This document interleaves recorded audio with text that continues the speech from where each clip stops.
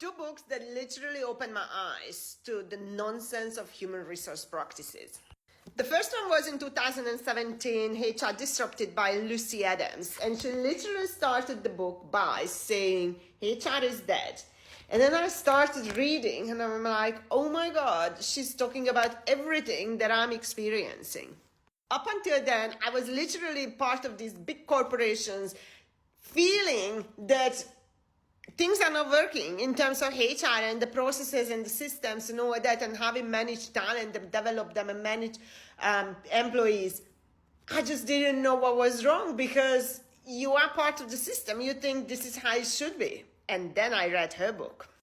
In her book, she talked about everything related to HR, from recruitment, induction, talent management, learning and development, training, leadership development, reward. And she was explaining why these things don't work, but we just keep doing them. So I was like, yeah, but at that point I wasn't competent enough in HR for me to even finding solutions. But I understood, yes, these things don't work. And then the second book came out by Marcus Buckingham and Ashley Goodall, 9 Lies About Work. Now this literally threw me into let's change HR kind of fit.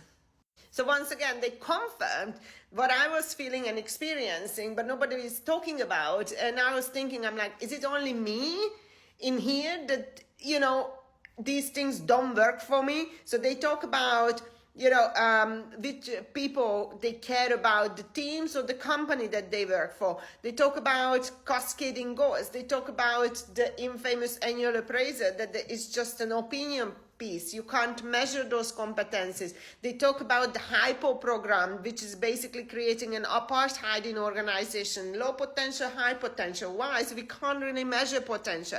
So they talk about all those things. And when I finished these two books, I was like, let's change HR. And I'm no longer buying into the best practices because they just don't work for the very same individuals that they are created for. They don't work for the employees. And because they don't work for the employees, they don't work for the organizations either. So let's redesign HR's practices together. Read these two books if you want to start with them, and then take it to the next level, because there is no recipe. This is how we do HR. You can literally be as creative as you want to, and you must be, because you have to design your processes for your business, for your people, and not based on